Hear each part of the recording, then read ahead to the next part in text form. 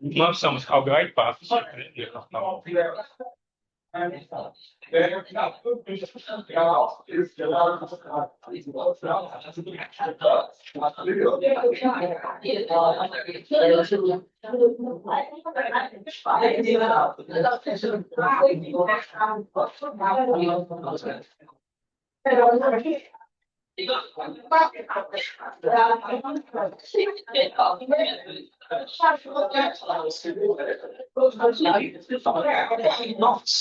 And technically my laptop is like still there. So once it's installed,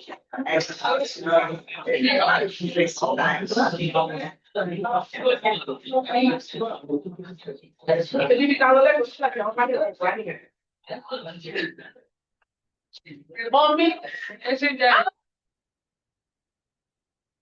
you want to get out for that? I want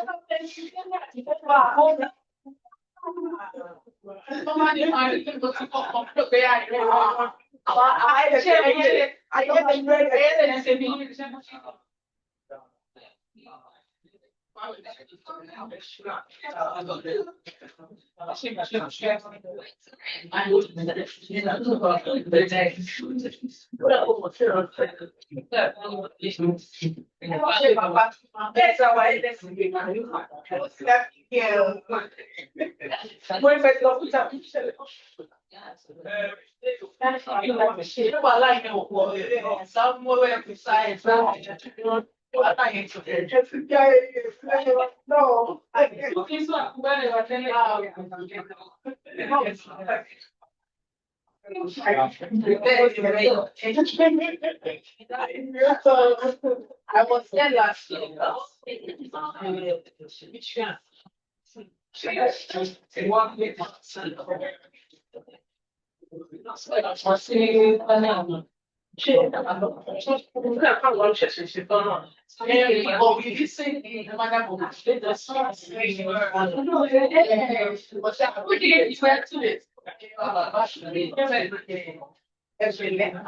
Only yeah, money bring like oh, wait, but I was afraid.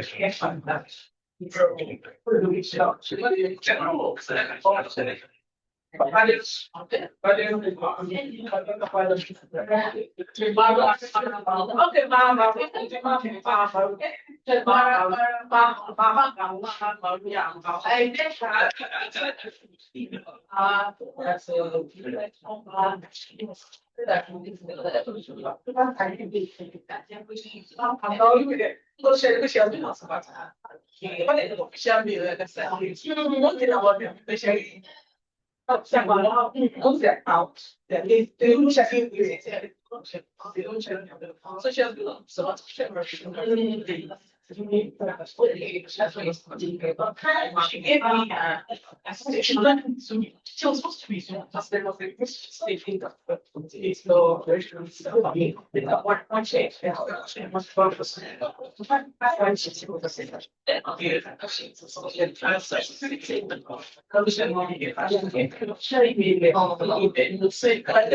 was a fucking trust. Because I know that if you lost this, I was already born. I was você vai amanhã, meu show, não vou ler, nossa, eu vou aqui, cheguei, não vou ser específico. Hi, Adepupa, can you hear me? Yes, I can hear you. Oh, good. Good afternoon. Just hold on. We are going to start the session in 1 minute. Okay. Do you know how many minutes I have? No, we haven't started yet. So it's going the number of people No, I'm that saying show up. no, I'm saying like for the meeting, the whole meeting, like how many minutes do I have to present?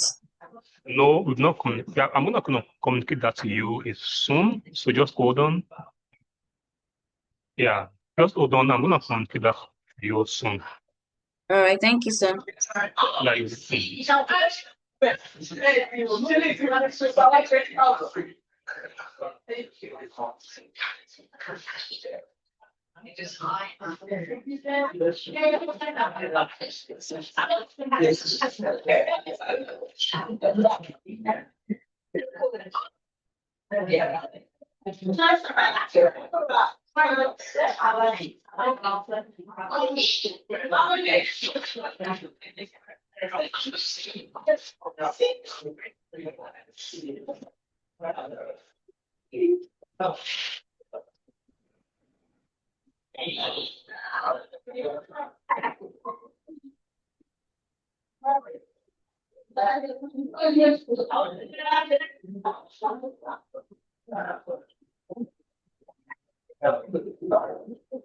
So, good afternoon, everyone. We are about to start another session titled Literature and Documentations, Writer and the Academic Interpreters. So we're going to have like about 2 presenters. Is Divine presenting this panel? Hi, Divine. Are you one of the presenters?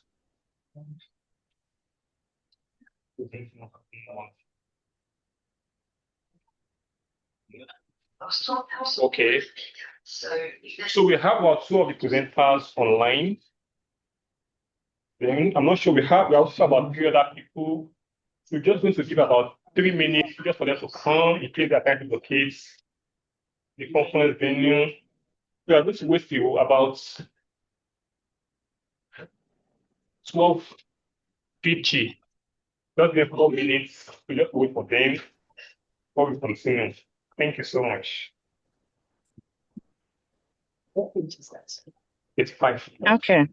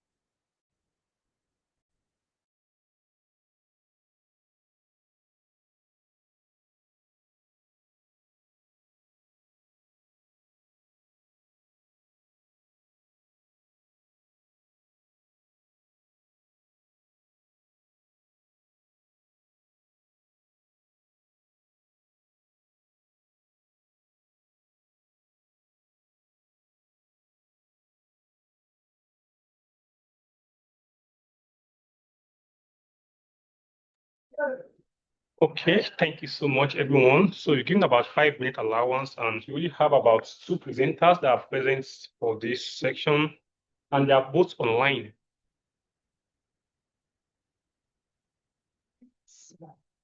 So we have like Divine Ujunwa and Adepeju Adenugal. Since the panelist, the chair of the panel is not around, I think I'm just going to fit in the meantime, probably when the chair shows up or thereabouts. So Adepeju Adenugal, are you ready for your presentation? Oh, yes, I am. Okay. So you heard about just two of the presenters that are present for this session. Then you have about maybe 20 minutes since you don't have all the presenters here. So you have a lot of time. So you can start your presentation now. Thank you so much.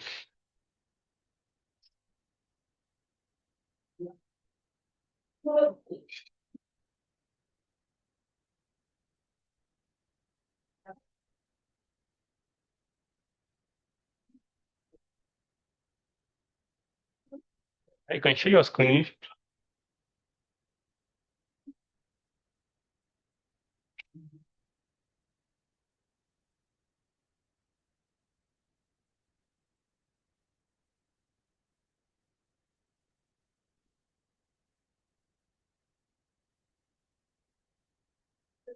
Hey, Adepoju, can you hear me?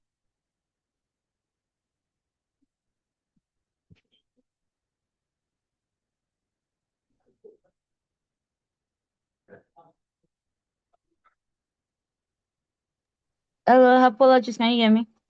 Yeah, I can. So you have the floor. You can Yeah. go ahead and commence your presentation. Okay. Good morning, everyone. Yeah, good morning, good afternoon, good morning from your own end. We can hear you. Okay. Good afternoon, everyone. Yes. So I can't share my screen though. Okay. So today I'll be discussing about mapping Lagos, analyzing Lagos in Naomi Adamans, The Power, and Damilare Kuku's nearly all the Lagos. Okay, nearly all the men in Lagos are matched. Now, why? Okay, thank you. Let me just share my screen. Why is it important to analyze and map Lagos and understand Lagos? For a majority of us in this room, Lagos is a city that we are familiar with, and is one in which that we understand the scope. But as outsiders and trying to introduce Lagos to people who are not familiar with the terrain or with having an understanding, literature can help us in analyzing and explaining what Lagos is and how it has emotional impact both to the characters and to the writers who are writing about Lagos. Now my screen. Okay.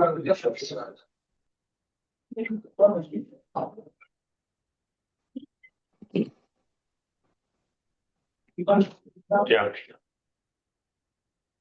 All right. So in my presentation today, we'll be focusing on the introduction, which I just did, the mapping methodology, which is using Voyant and Google Mapping, regional Adepoju, I'm context, sorry, and we can't see emotional your influence. screen.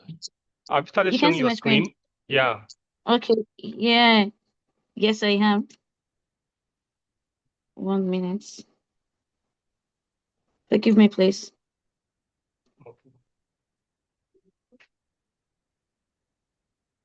Everything I said was going to happen happened, and that included my laptop going off at the time of this presentation. Can you see my screen now? No, unfortunately, no. Oh, wow. Okay. So I'm just going to put it in the chat box since this is not.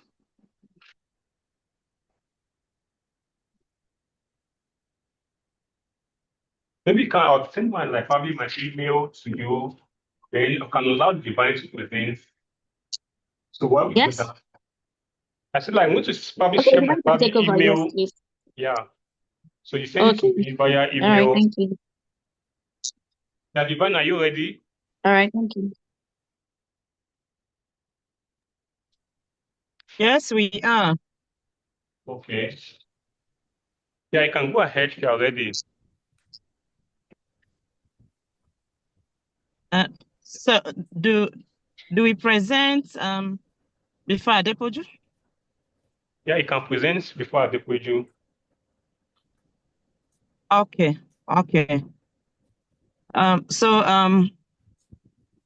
Once again, thank you everyone for this opportunity. Thank you all of you there at the physical space and all of us joining virtually. My name is Sister Dr. Mary Okoli, and my co-author is one of my students, graduate students, Divine Okorie. And the title of our paper is Crossing Borders, Defining Genders, Exploring Identity, Displacement, and Resistance in Contemporary African Literary Narratives. So what we basically, I will do the introductory part and then Divine will continue. So basically what we are doing here is to look at the implications or how crossing the transnational border implicates and brings, first of all, brings about displacement and then implicates identity. Especially our focus in this research is on the female identity, the female gender. So we looked at using some contemporary texts, especially three major contemporary writers, Chimamanda Adichie, Chris Abani, and Chiku Onigwe, and their works. We looked at migrants and their struggle through displacement, and then the resistance or the resilience that brings about the reconstruction of identity. So I leave the space now for Divine to continue. Divine, please. Okay, good afternoon, everyone. Can you hear me? Yes, we can. All right, so we have heard from my co-author and my mentor, of course. Thank you, everyone, for this opportunity to be here. And also, special thanks to my co-author, Dr. Mary J.N. Okoli, for this opportunity to be on this stage. So, like she said, like she introduced, the title of our paper, okay, I can share the screen now. I think you disabled participants from sharing the screen. Hello, can you hear me? Yeah, I can hear you. You disabled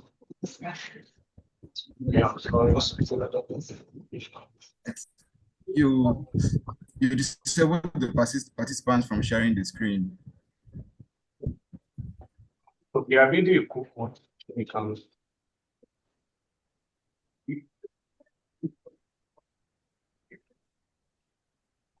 Hello? Yeah, I can hear you. I've made you a co-host, so you can try to share your screen now. Okay.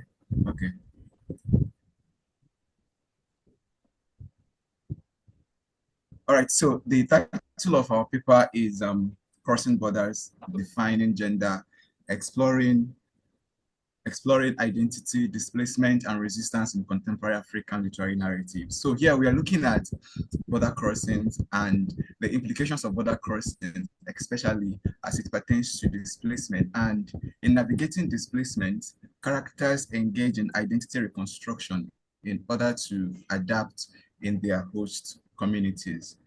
Right? So we are looking at three major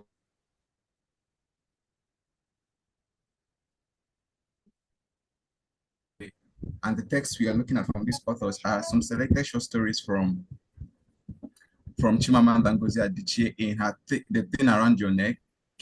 We're also looking at Chika Onigwe's On Black Sister Street and Chris Abani's Becoming Abigail. So on border crossing, migration has been, a human phenomenon, an essential part of human being. So humans tend to migrate from one point to another. And then in migrating, they tend to see objects or items of difference or elements of difference in their host or in their new space. And these elements of difference tend to give them a consciousness or a sense of unbelonging. And that echoes what David Newman says about Border, that Border now, Border in the contemporary studies now deals with the difference between here and there, us and them. So when individuals move from their homes to a new space, they tend to encounter this difference that tells them that they do not belong to this space. And the significance or the implication of this difference is that it leads to displacement.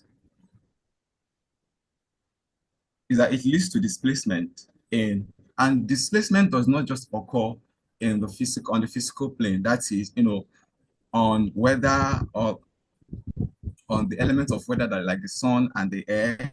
It also goes on to be cultural and psychological. I will use an instance from Chika Onigwe's on Black Sister Streets to elaborate this.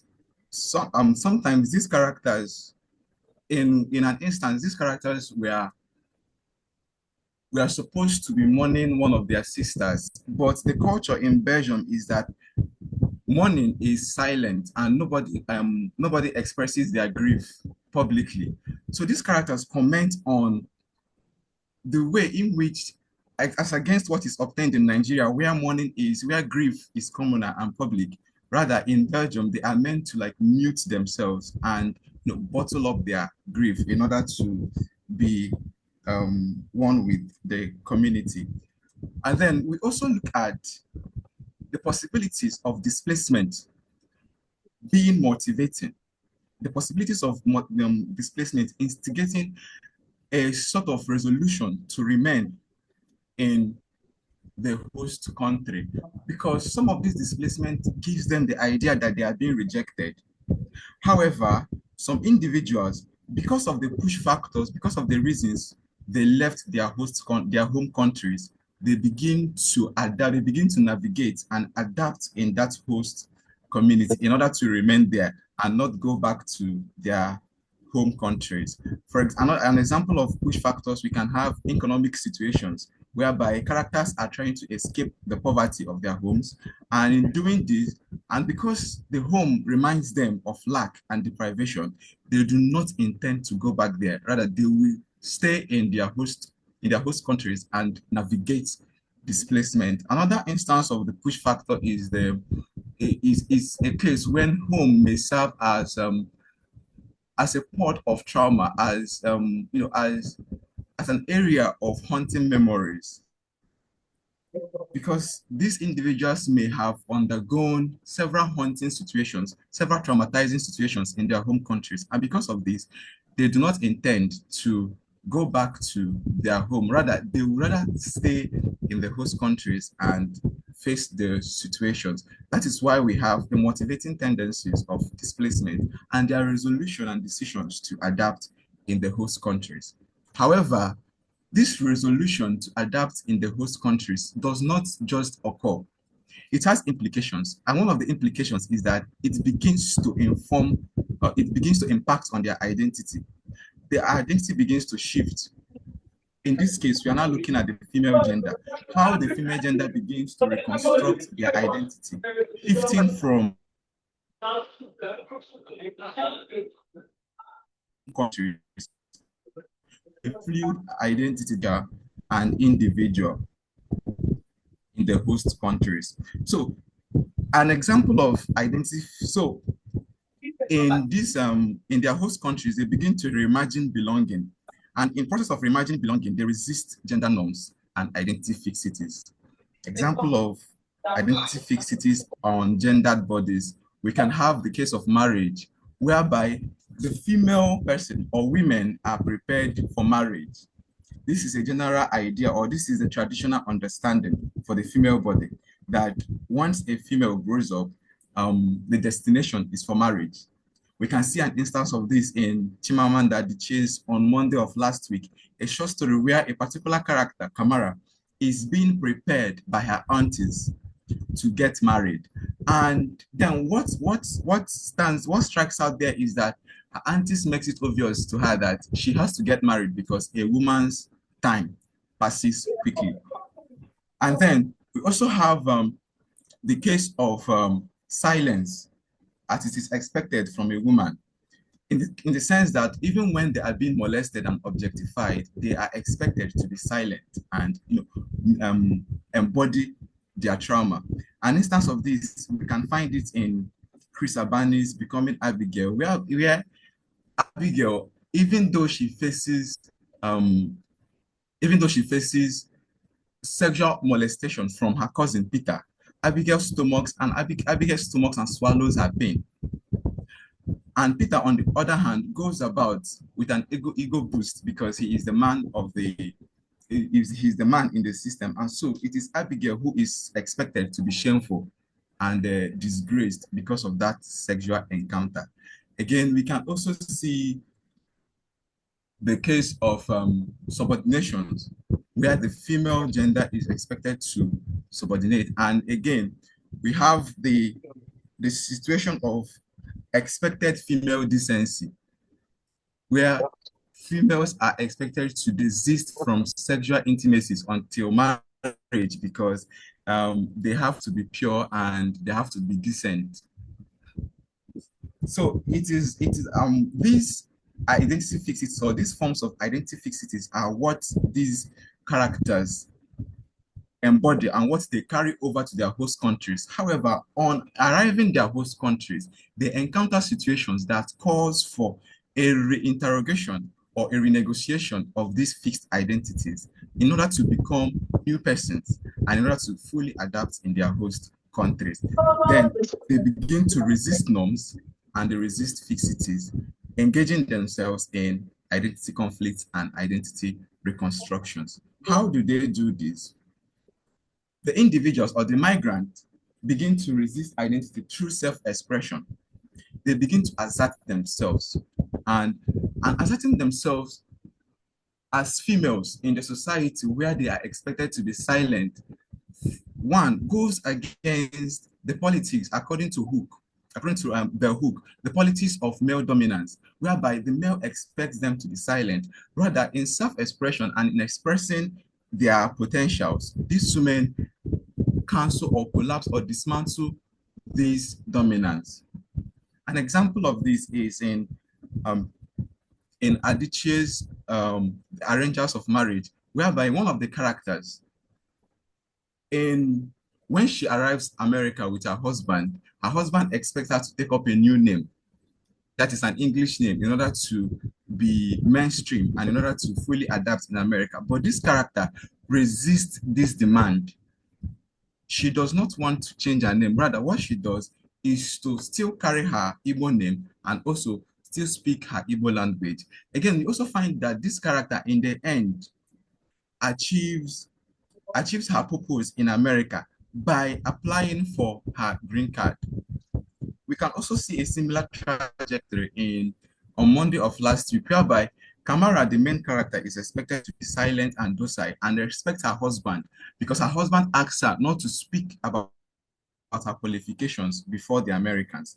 But Kamara goes on to her new employer, and tells him that she has a master's degree and she's only doing a nanny work as a temporary situation before her green card application is successful. So through this self-expression, these migrants try to assert themselves as against what is obtained in their home countries. We can pull up an instance from Onigwe's on Black Sister Streets, where a character, Joyce, who has encountered molestations and rape in her African home, that on getting to Belgium, Joyce begins to question the authority of her madam and also the authority of Bele, who brings them to Belgium, by saying that they cannot take such situations. So in resisting norms, they are reconstructing, they are resituating themselves in their host countries. And also they also do this resituation. They also do this restitution or resistance through by building a sense of community. Migrants, of course, according to Okolie, always have this desire and urge to have a community. And this community is one that helps to encourage, that helps to build their self-esteem and also helps them to resist both the white supremacy, and for the women, it also helps them to resist patriarchal dominance. For example, in Unigwe's on Black Sister Street, we have these women who form a group of 4. And in this group, they are able to articulate their pains and their experience from their past, from their home countries. They are able to understand that what has been done to them is injustice. And they are also able to reassert and say and declare that they can move away from their, or they can, stand up from their situations. We have another situation in Abani's Becoming Abigail, where Abigail forms a relationship with Derek, a social worker. And in this relationship, she's told that even though she comes from a dark continent, that her self-esteem is still not harmed, that she can escape her fate. It is also this community that happens in Adichie's on the Arrangers of Marriage, where she forms a friendship with a Black American. And in this relationship with a Black American, she understands that she can survive America even without her husband. So the characters tend to build a solidarity, and it is this solidarity that enforces their resistance. Also, this community that the characters form aligns or goes along with the idea that there is a continuation of a discontinued past, even in their host countries. What I mean is that the past for these characters has been discontinued the moment they physically crossed the borders from their home countries to the host country. However, on entering the host country, they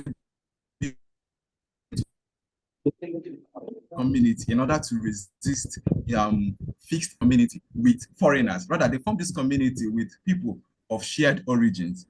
And because of this, they are continuing a past that has been discontinued in at the moment of their border crossing. So in alignment with the theme of this conference, we are looking at where fixed identity stops and individual identity begins. Hello, Divine. I'm sorry, you have 2 minutes more. 2 minutes more. Okay, I'm rounding up now. So we are looking at the discontinuation of fixed identity and the continuation of individual identity, where identity has become fluid and has become experiential based on the individual's experience. And this is brought about by the displacement that these characters face upon crossing the borders. So in migrant narratives, we have cases where displacement serves as a motivating factor in characters' identity reconstruction, especially the female character's identity reconstruction, as it has to do with gender norms and their gender identities. Thank you very much.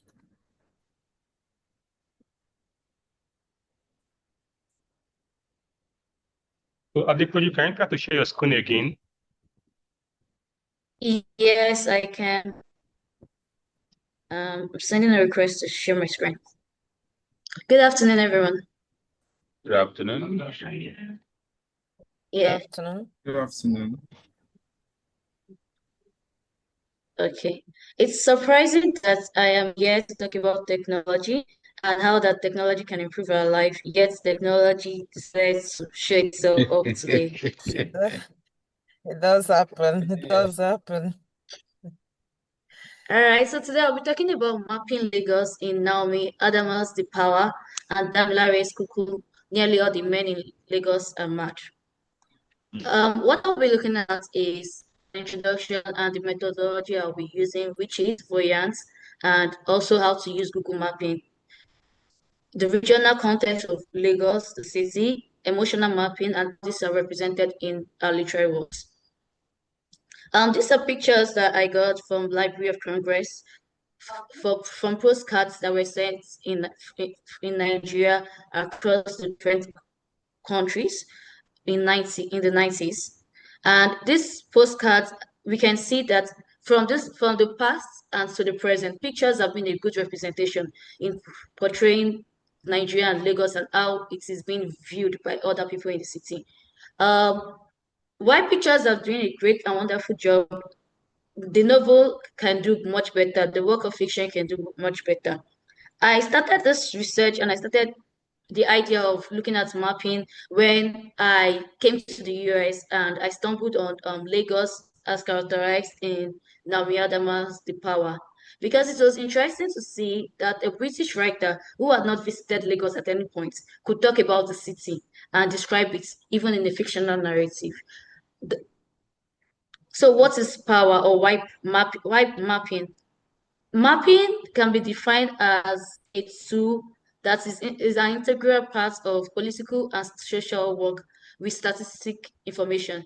So why do we need to show it on Google Map? Why do we need variants to tell us the various places? When we read works like Phyllis Whitley, we see how places have been mentioned. We see Shakespeare's story and dramas, and he's talking about places. What happens to a reader who picks up a book and sees a place is that the place itself now becomes a part of the story or its meaning and how you relate to it. So for anyone who is not familiar with technology, you can use five or more minutes to set up a Voyant app. It is a digital mapping tool. It is a digital tool that allows you to do a distance reading on your work. So I made the mention of distance reading, and it is a concept by Drucker, and it explains how that you can pick up a literary work and analyze it based on the words, the terms, and different things. That way, you can go through the books in the library as quick as possible, looking for connecting ties that ties them together. And yet, you can also use it side by side with close reading, which is what we do in literary analysis. When we study a book, we come up with a theme and the setting and every other thing that we have been taught about literary analysis. What distance reading does to you is that the knowledge that you gain or you glance from reading the book through a technology or a technological platform can now be used in applying for close reading.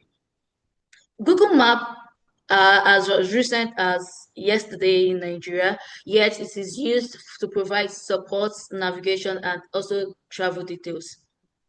And yet I still would trust my daddy's diary has the addresses in Lagos and where to go to, rather than trusting Google Map, because there are some streets that are still not on Google Map. The regional context, Whitman says that when people outside Nigeria think of Lagos, they picture chaos, they picture danger, they picture these turbulent places, and yet this image is reinforced everywhere you look. When you go online and you go to check about Africa or African pictures, you see pictures of starving children. And while I'm an African diaspora, I know that nobody is giving me the license to come and defend Lagos every other time. But if I and every other person can go out and help with the imaging of this city, Lagos, we can also tell a story more beyond what is being told. This is a picture I took while I was still in Lagos. This is Yaba, to be precise. And I see how the pictures everywhere. So when I want to describe Lagos to people, I show them the markets, the Yaba markets. I show them I show them every places that I've been to as an alumni of the university. According to Adekoya, Lagos was a city that was strategically positioned as a gateway to the Yoruba interior, right? And the missionaries established themselves in Abeokuta and Lagos as a way to distribute their trade.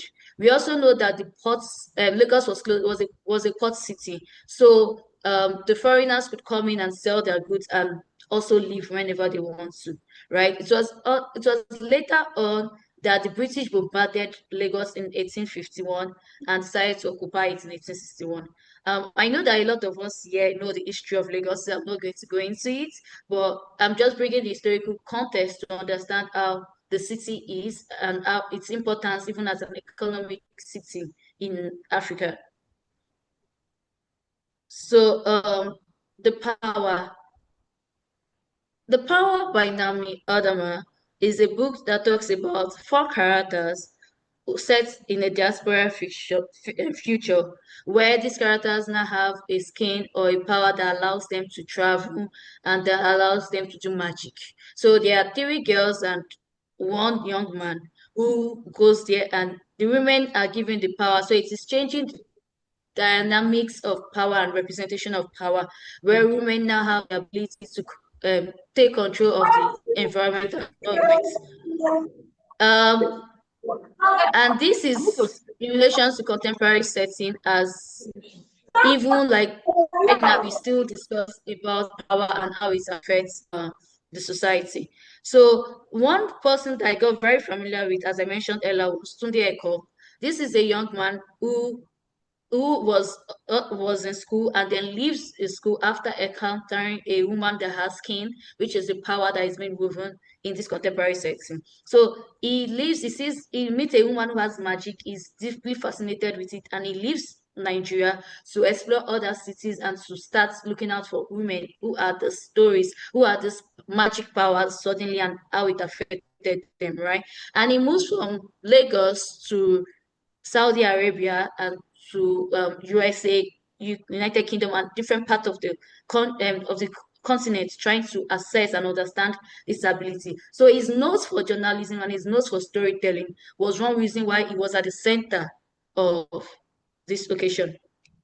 And so using Voyant, like I said, it is a software, it's a tool that allows you to analyze works of literature without close reading the book. Here we can see picture. This is Resolvis, which is a tool on Voyant that allows you to highlight the locations, highlight names, highlight stamps. So what you do with Voyant is it tells you how many words we're using at what time, how long was it mentioned, and yeah, we see the different places that I traveled to. What I did in analyzing this category was to insert it into the document and now bring out each character and the different location they went to. So we see Tunde going to Lagos, and using the category reader, we see Tunde going to Lagos, going to Besa Paré, going to South Carolina, and Delaware, Indonesia, and so forth. In fact, there are places that, in fact, when you use Voyant, you see that the book Power, the soft copy has over 74,000 words used and 7,000 unique words that came up. So why is this important? As a writer, you begin to understand how the scope of writing is and how you can adjust, arrange your fiction even with what other people use. We see Sunday going, the places mentioned in Lagos are the Akoto Beach, which is the eco-tourist beach resort that we have in Lekki. We see him going to Ikoyi Club. We see him going to Buddhist store. And as a student, I was being asked every time in the classroom, "Oh, do you know where this is?" And I'm like, "Sorry, no," because Lagos is as big and as diverse as it can be, right? It is vibrant. It is a dynamic setup that anyone who is interested, we see Tunde going to go and buy cameras at Alaba Market to just go on with his storytelling narrative. As much as you try to describe and explain Lagos to many people, you really can't. So I also did an emotional mapping of how his navigation through different countries happened and how he was able to go into journalism. Now you wonder as a literary student, why is this important? It is important because when you're talking about the theme of displacement and migration in the diaspora, we see that Tunde has an agency in which he can dictate the story and explain what is going on at this time. Moving on to Nearly All the Men in Lagos and Man. This is Damilare Kuku's 12 short stories. We know that I know from reading about her that she did a master's in University of Lagos, and so she must have encountered the city at some point. And these 12 short stories shows the the emotional dynamics that affect women's life, even as the romanticize Lagos. You know, each of the female character had an experience with a Lagos man, had experience with the city, had things and narrative that they were had to say about the city.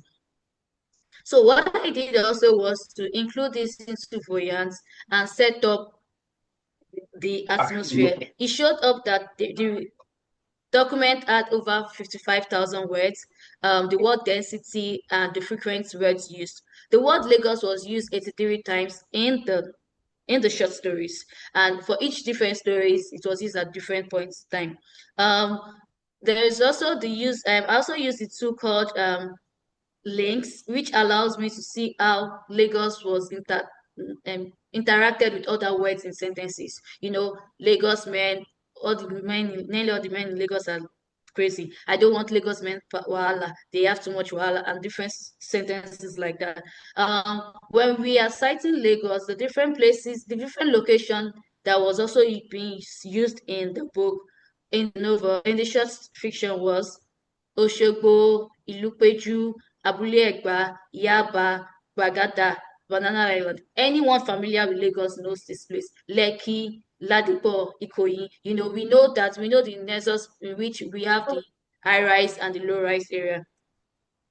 There were also cities like America, Dubai, London, you know, and so on and so forth.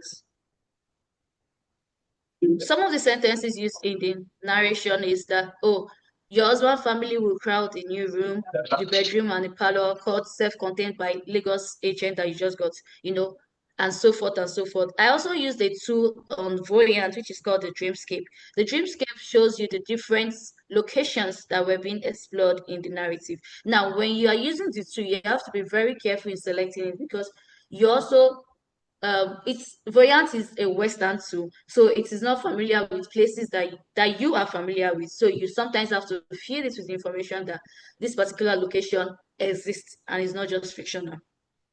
And with using Google Map, what it helped me to do is to realize that the physical Lagos, by placing the physical Lagos with fictional Lagos, we can see a connection between the fictional world and reality. You know, there is even there's a third place which is where the reader goes to, where there is now an emotional connection that you get because the places that have been mentioned are places you're familiar with. I also set up a Google Map location that shows us the different places in Lagos. Like I said, Ikoyi, Ikorodu, and the different points, the Banana Island, and so on and so forth, the Lagos State Teaching Hospital.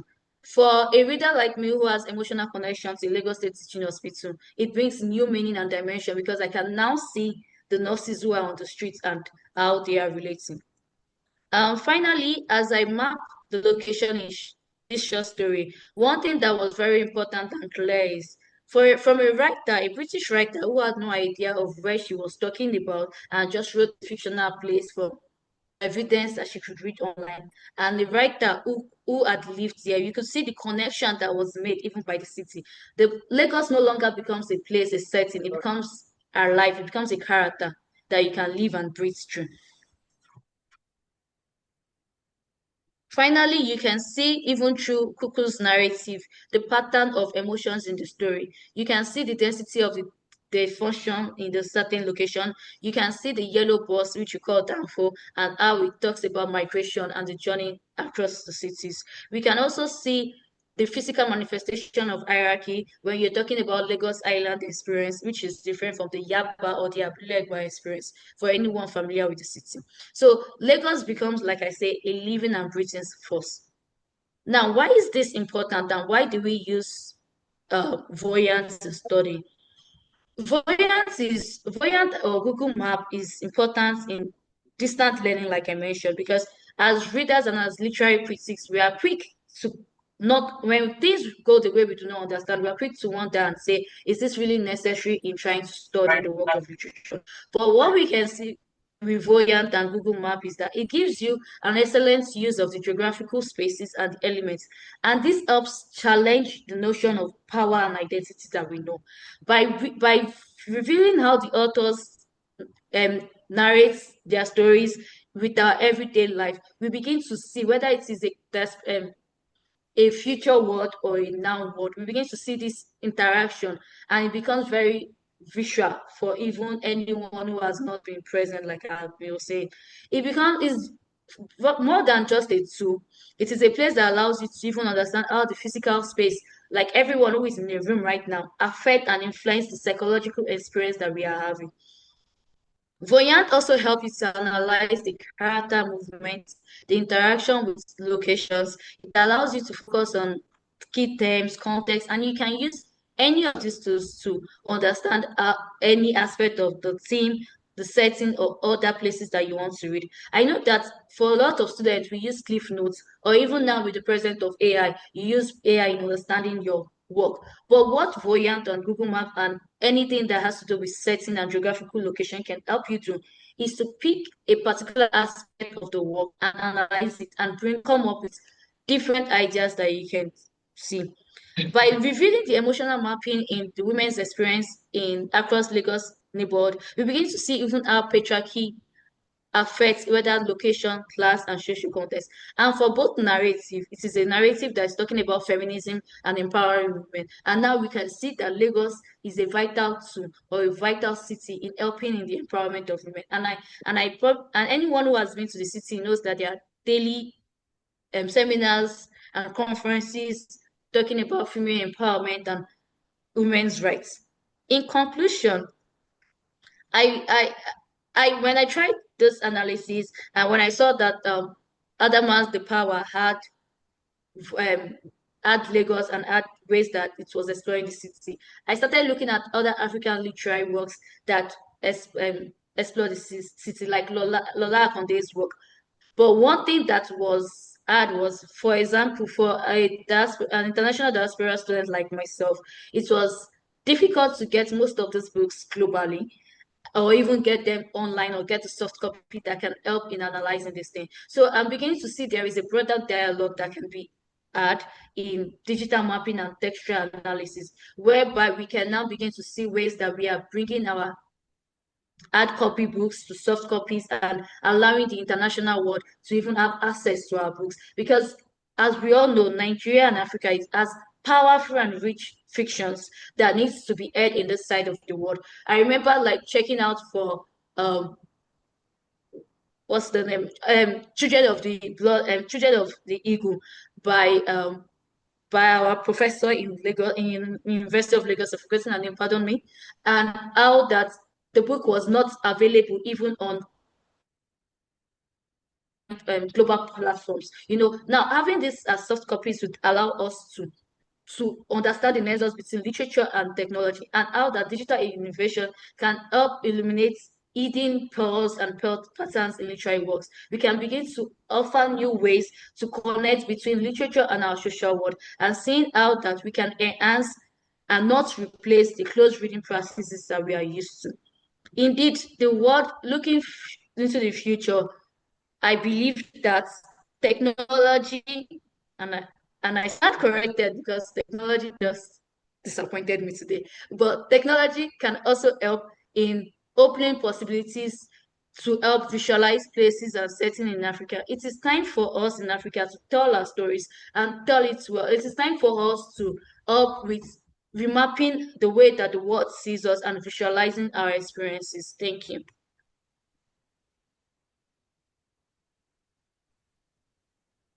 Okay, thank you so much, everyone. So we only have two presenters out of five presenters for this panel. So we have ample time.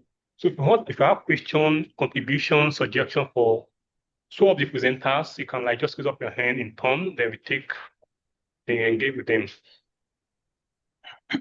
Okay. I think I would give Oluwole Poka because he or she's supposed to be the chair of this panel. He. Okay. I don't want to zoom, that's why.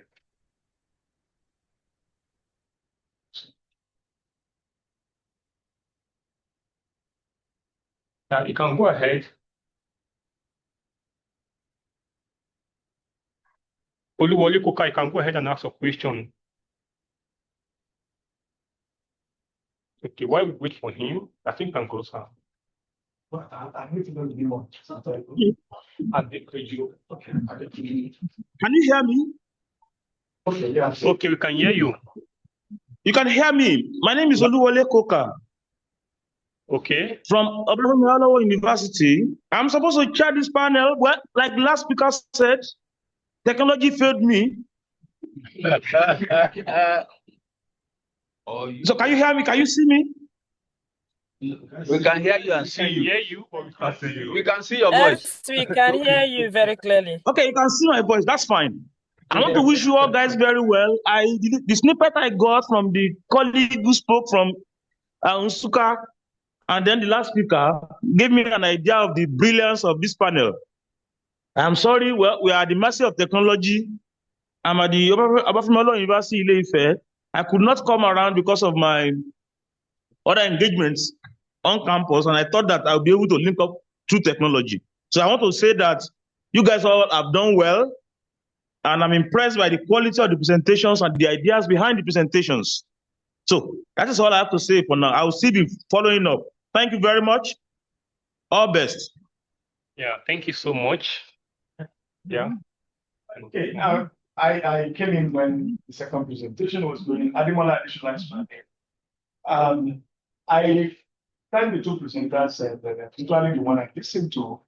I just have a comment, and I think I agree with the presenter that there is a problem with accessibility when it comes to works that are published, particularly in many places on the African continent. So I teach post-colonial literatures, African and Black diaspora literatures, and children at warfare. And that's in the university in Canada. So I do like to bring in some of the authors that I teach.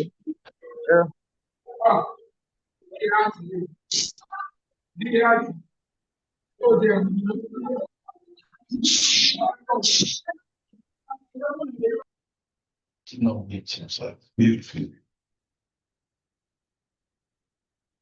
Okay, so I do like my students to interface directly with the authors that I teach. But then there are two things. Number one, to even access some of these texts, but some of them, even when they are available, they are only published in hard copies. So there is no digital version. You can't even, access them, and it's a big deal. For example, I bring these authors to my class, through what do you call it? Virtually, if they can make it out. But for the fall term that is going to happen in September, I am going to be teaching a course on African literature in English, and I am curating certain texts. And my university just wrote to me, even when I got here at the bookstore, and the university just wrote to me that some of the books that I have suggested for my reading list are not available. And these are works by Nigerian authors, large. So, and there's another one with, by Ngugi. It's just not available. So this problem persists. And when you want to promote literary works on this side of the world, these are some of the barriers that one has to navigate. And if it persists, I might better be looking at where I can easily, find texts that will do the job that I want done. So I think part of the comment I want to make is how I navigate, this challenge. It's not the best approach, but at least it gets me somewhere. I have some of these texts. So what I do is sometimes, I cannot say this in my university, I would, if I find that it's so sacrosanct, I have to use it, I just have to, go and scan it. I make it available to the students. The learning system. So this is not, and it's going to be, if it's a short story, for example, that's some limited length.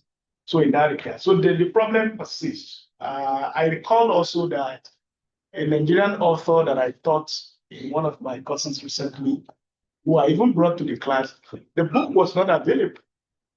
And I wanted to teach that. So luckily, we were able to work around that. She got the publisher, to produce newer copies, and then they shipped them, to Canada for me. And I, just access, then I worked with my university bookstore, and then they liaised, with the publisher, and they got the copies, and that's how we're able to access, so that I do that, and I want to continue to teach African authors. With Black authors, I don't have such problems. The books are available, and access. But with African authors, and particularly Nigerians, because this is not a problem on the continent. If you go to South Africa, you go to Kenya, you go to Botswana and other places, especially in East Africa, they don't have this problem largely as we do. In Canada, even though it exists, you would find it, but it's of a different kind. It's not on the same level. So I hope going forward, especially newer works need to take advantage of technology. Put these things on Amazon, however you can. And so I wanted to echo the point that Adequate made quite very clear in our presentation. So thank you for the presentation. Yeah, thank you so much so we have one question on. So I'm going to take one in person, then one online. I wanted to react to his. You want to be a house? Yes, I want to react to his. What he said. Okay, Ademola, if you and some other interested scholars do not put it out there digitally, who will do it? All the materials we find online. We were in the session yesterday about getting, AI and all of that in the evening. Some people sat down, collected these materials, information, and uploaded.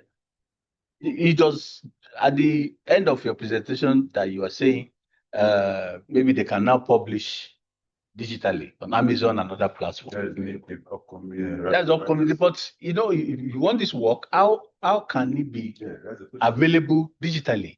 You can't wait for our colonizers to do it, unless we are recolonizing somebody's work and you get the rights. Maybe you inform the person. Well, the work that I have done like that are works that are of age. Because copyright issue exists. No, you're doing it for educational purposes. No. Excuse me, I'm so sorry. We have to use my question. Reach out to the author. Yes. I think it was outside. I also have you have to privilege people that you don't steal their show, and you have to ask them questions. I'll be question for the first presenter. Yes. In order. So that question for the first presenter, if you have time, they can engage more and okay. No problem. First presenter. So for the first presenters, yes, there are two. Divine and Mary. Yes, yeah. So can I go ahead? For them, then we are done. They will move to Adequate. Okay. I can go ahead. Can I go ahead? Thank you very much, Dr. J. Mary Jane, and Divine. Your title. I find displacement quite uncomfortable. Is it really displacement? What we now know as Japa? Because in most of the narratives by our brothers and sisters who have Japad, we keep hearing that word, displacement. I think you should take a second look at that, unless you can convince me beyond reasonable doubt. That's one. Then you said traumatizing situations in their home countries. What is the meaning of that? What do you mean by that? Can you expatiate on that? That's what took them out. I have a lot of friends who had to jackpot during Abacha, regime. They were never traumatized.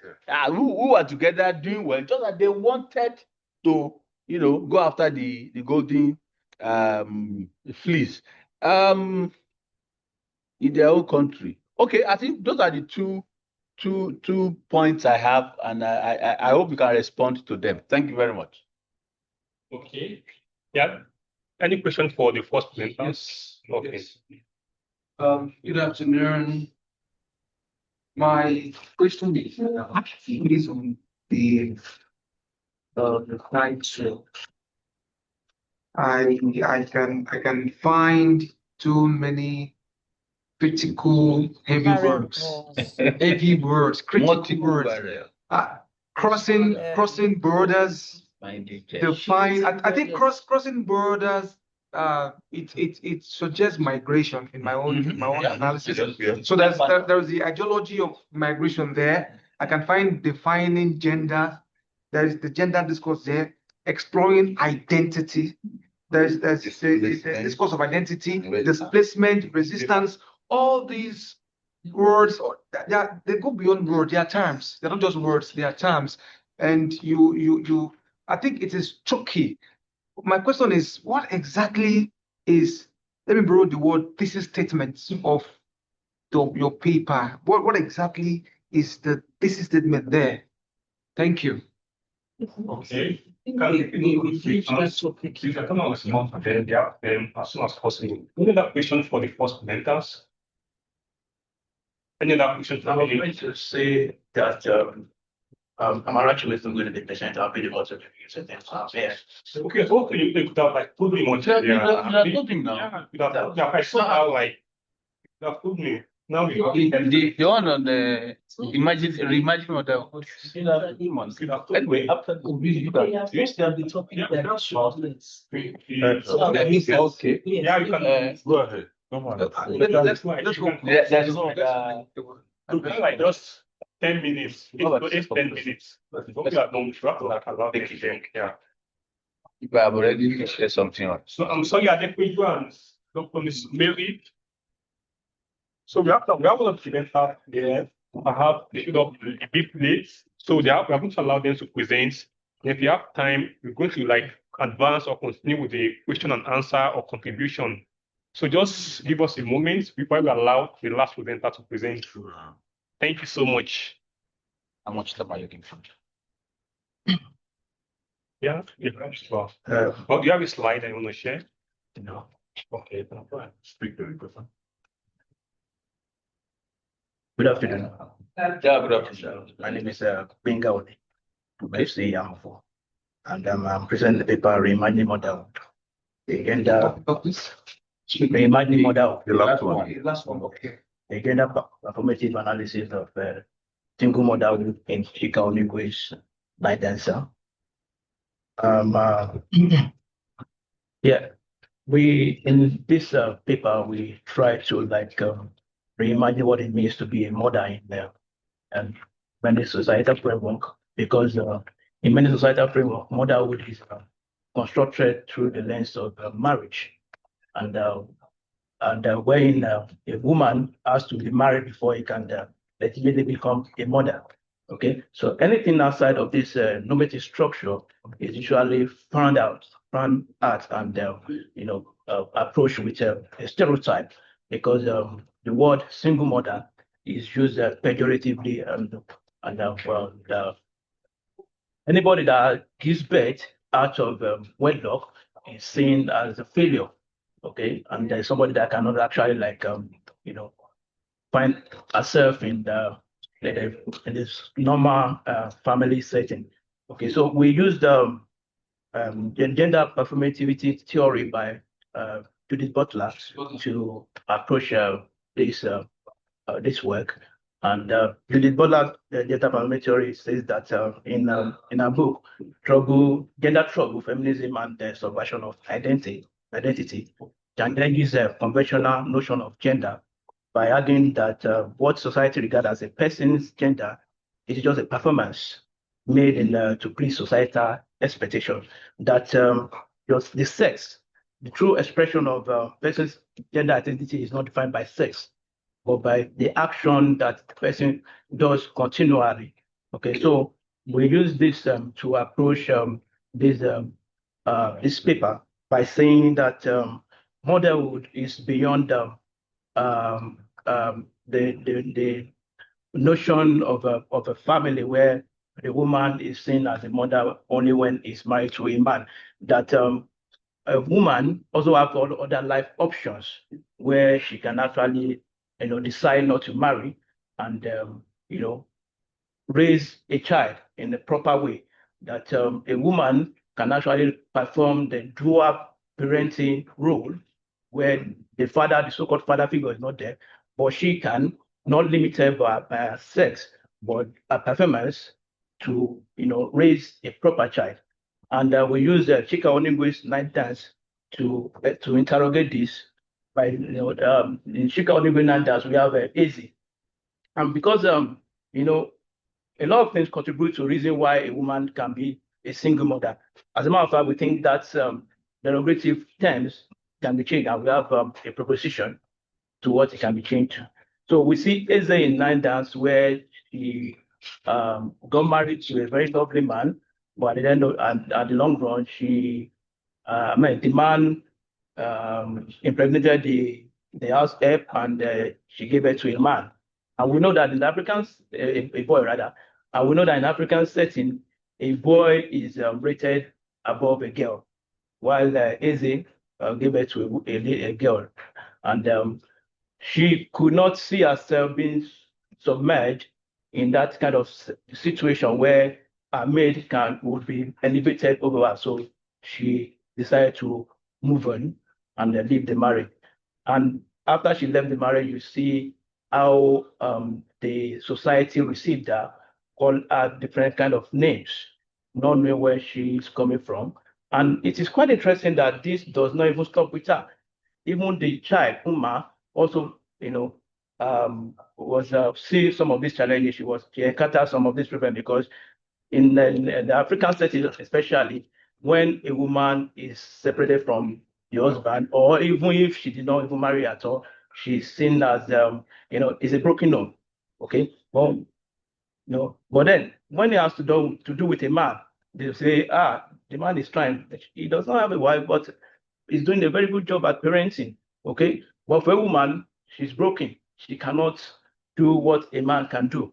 So, and we see that this even affected woman in a way that she hated her mother for not allowing her to know the other family. Okay, but as the time goes on, we see the Eze died, and Uma started to, find this about her family. And when she got to know her father and had an encounter with her, she started to understand why her mother did what she did. And she started to realize that even the woman did excellently well. So in let me go back to the Butler's gender performative theory.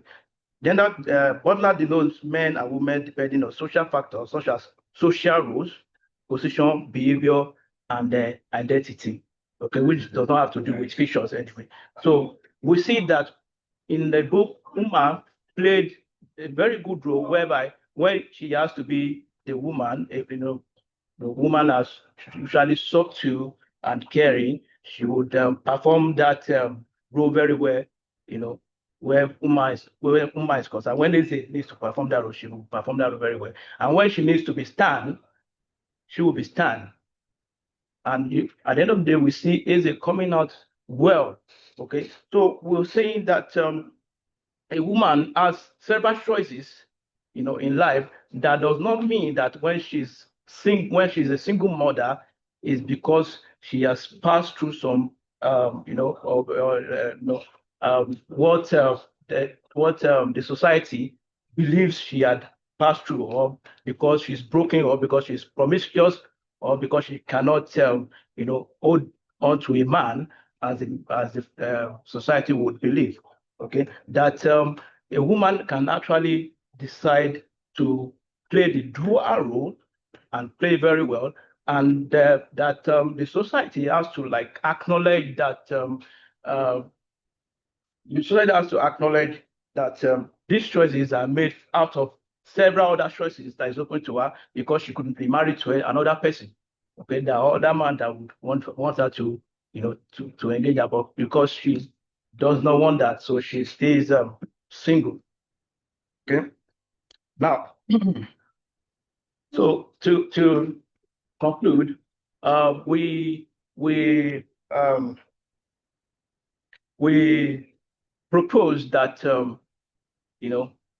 the word single mother is derogatory, and it's very hard for anything to change the societal perspective when this term is used. Okay, so we propose that in order for us to have a better for us to see a single mother from a better perspective, where our agency is appreciated, where the role is seen from another perspective, when it does not mean failure, that we can actually use the word independent mother. Okay? So independent mother, in the sense that is a proposition. So independent mother, independent mother, if used, is a better way to a better way to to appreciate a woman that has decided to raise a child by herself, and what it takes, that he has what it takes to be to play the dual parental role, and she's not stereotyped against. Okay, and at the same time, we would also want to, we'll be talking about being careful about this term, because when we say independent, it means that the person is self-sufficient, it doesn't need any help at all. But that does not mean that the person does not need any help at all, because even in the context of a man will still need help. Okay, a man will still need help. Of course, we propose another time, which is single parent, but most of the time when we say single parent, what comes to mind is the man. Okay, because when you say parent, we know that is perfect, but when you say single mother, it's imperfect. Okay, so that is why we came up with independent women, so that and at the same time, what is needed to support an independent woman should be in the consciousness of the society. Thank you very much. Yeah, She's the one. I'm not sure. Okay. Yeah, thank you so much. So, Dr. Mary, since we have like put all the question out to you can quickly react to them. So you can move to the next presenter, that is Adepeju, because of our limited time. Thank you so much. Okay, thank you so much. I think we have 3 questions. Divine, you can come in later, but let me just chip in a little explanation. The first one is the issue of displacement, and the question is if why the fuss about displacement? The thing is this: even when some migrants get to the West and they settle down, we don't rule out the fact that when they migrate, there is this psychological and cultural shock, at the instance of migration. So there is definitely that displacement that may, for some migrants, will ease off with time, whilst with some, it will not ease off at all. Okay, and that brings them into constantly trying to renegotiate their space, their identity, and their belonging in that space. And then, some of us japa because, not necessarily because we are traumatized. That's to your second question. Not necessarily because we are traumatized, but yes. But these are just fragments of migrants. There are migrants caused by war. Others are caused by economic hardship. Okay. Can you hear me? Yes. Go on. Yes. So that is it. And I will leave the third question to be attended to by Divine. Divine, go ahead with. You can also add more to the 2 I've responded to. Okay, thank you very much, everyone, for the question and for throwing our minds to that spot. About the traumatizing situations, some migrants do not just travel out of choice. They are, I made reference to some push factors that causes migration, such as, civil unrest, political unrest, economic situations, which these individuals would not want to return to in their home countries. So some of these situations are so traumatizing or are so deep that they do not want to revisit them again. So about answering the third question about the variables and our thesis statement. Of course, thank you for pointing that out. We have quite a handful of variables in the title, and we are going to look at that in our revision, of course. But our thesis statement is quite clear and very simple. We are looking at border crossing and defining gender. So our thesis statement is how migration leads to displacement. And the implication of this displacement is that it makes the individual, or it forces the individual to adapt to the situation of the host country. And in adapting to the situation in the host country, they begin to reconstruct their identity in order to fit in the host countries. I don't know, I will take that again. So we looked at how migration leads to physical and psychological displacement. And some of these displacements are so harsh and violent that they can cause a rejection.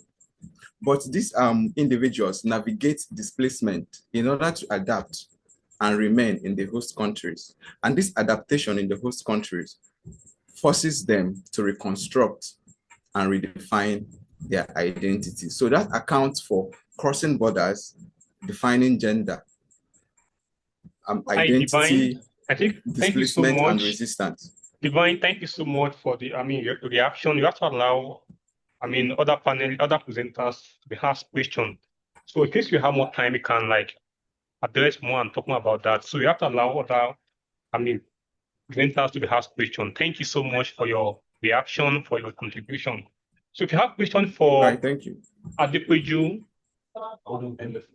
yeah, I think we are done with it. If you have more time, you can come back so you can fetch other I have a question for her. Yeah, okay. You can go ahead and ask a question. All right. Adepeju, I am so happy with your presentation. I so much like this area of digital humanities, and it's nice listening to you and knowing what we can do with Voyant when it comes to close reading. I just want to ask one question for someone who has interest in this area of study. Are there other things or one or two things you may call the flip side of using Voyant to analyze the text? It's beautiful, but do you think from what you have done so far and the study you're taking there, do you think there are, some low sides of using Voyant in analysis, in literary analysis? Thank you.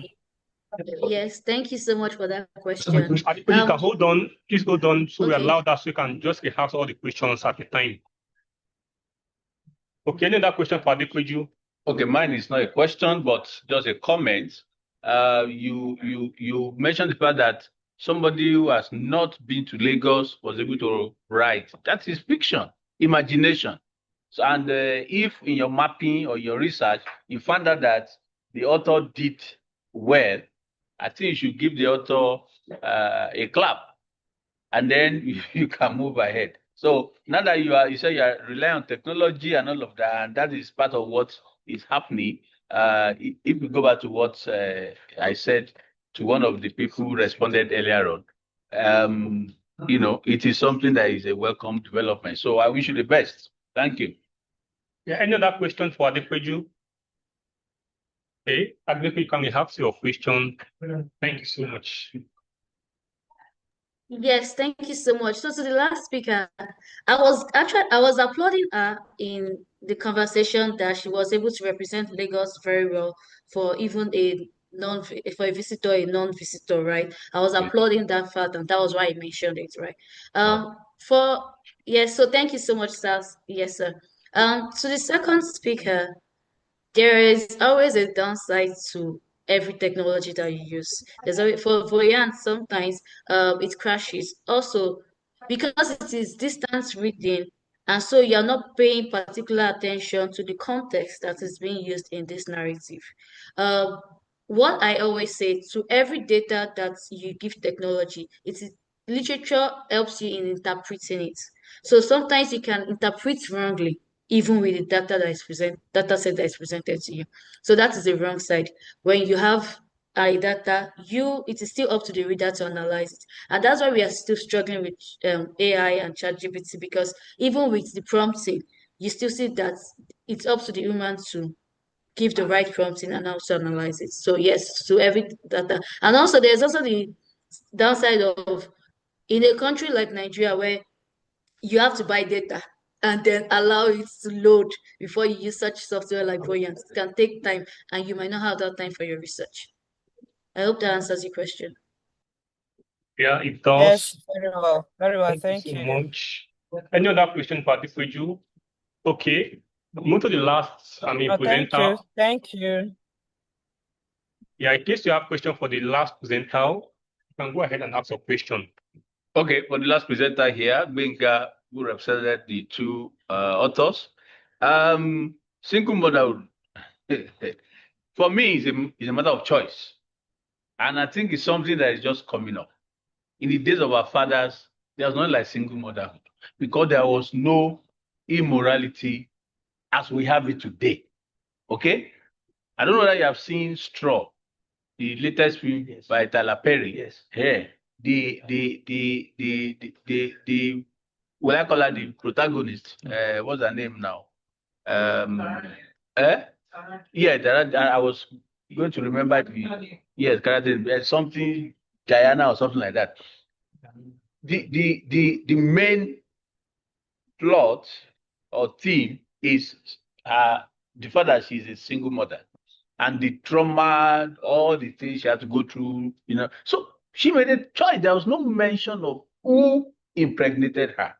I was teaching this in class last week with my, 200 level student. So it's a matter of choice. And now you are trying to suggest another name or type to a nomenclature. I think it sounds funny.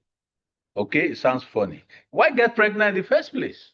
And then you now continue to be you are saying that if it's the male, I mean, no much attention is paid to because you feel okay, the male is obeying what God said in Genesis chapter 1, go and multiply and all of that. That's the way I saw so just rethink it, because even if you are to accept your proposal, independent motherhood, it will not, For a long time, I took the late singer, Elegant Oyeka Owenu. I assumed that she was a single mother. It was, I think, after her death that any information about her husband, the father of her, came out to the open. And I think she has 2 sons or something like that. And the boys came out and said this and that, but she now said something glowingly about the man, So we have so for me, it's a matter of choice. If you want to be a single mother, if you don't want to be a single mother, don't get pregnant. Thank you. Yeah, What's your reaction? Yeah, I'm not a Christian, just to probably react to what Paul just said about immorality, just being common, the current thing in this the generation. I think I bet would prefer with that because having different opinion. Yeah, immorality has always been from time immemorial. But because of technology just accentuating, bringing to the forefront now. Yeah. I mean, technology has been from 19th century, but now, because there's no technology, there's no way they could be caught. But now, so many men are not smart because of their technology. When they're this funny and because at times, when they give birth out of wedlock, we discover that when they are there, when they are being buried. Yeah, they have other children. Yeah. But now, many of the generation cannot smile because just within 1 week, because of how they are doing immorality, because of their technology. But now, our fathers then, they are caught when they are like doing their funeral. But I think technology is like bringing more and more. That's why I feel like, say, please just start seeing the current situation. No, it has been with us for time immemorial, but technology is just accentuating and bringing it that to the fore. Because even the term immorality does not end with just one sex. You know, it's something that is. No, because in those days before a girl gets married, Yes. there is this thing about betrothal. Parents were involved. Yes. So girls don't mess around. What I'm saying is that You understand? single motherhood is not. This is Really. This is the time that- Sorry, sir. The point you mentioned now about having the child out of wedlock, for me, it has always been possible. Or maybe it's relative. I know of a family, a royal family, that when their turn came to present a candidate for the throne, it was the child that was born out of wedlock that was available. Okay. And it was younger. The people. What is illegitimate? That's why I wanted to react to him. Yes. Nothing legitimate about it, because somehow the father, the man who fathers such a child, will inform someone, maybe a son, an elder son, or some other society is not possible. which societies are you focusing on? Sorry, Because society is something that in Nigeria, like which society exactly do you mean? Because for example, in Igbo land, If it's the society of the noble outside of wedlock, and you've not paid the bride price, all those things becomes no, they can pay it even at death of the mother. They can do that. Yeah, they can do that. Of course, they can do that. So, but then at the same time, when you talk about immorality, it involves the two sexes. But the patriarchal. Yes. She left him because the guy gave time. They are made. Is it that the wife, this character couldn't conceive? She had a female. She had a female. Yeah, that's where the She had a female, and you are Igbo, sir. Yes. In your culture, you know that male and female is not the same. Yes. Okay, so but that's what we should begin to But I think deconstruct or decolonize. Please, I would like to speak on that so I can continue the conversation so I can end this session. If any question online, any contributions, any parting word before we end this session? Yeah, do you have any questions, contributions, anything you want to say before we end the session? No, sir, not for my No, end. not really. No. Thank you so much for your time, for your contributions and presentation. So we are going to end the session virtually now. So have a wonderful day. Thank you. Okay. Well, not for Nigeria. I needed to say something about the sister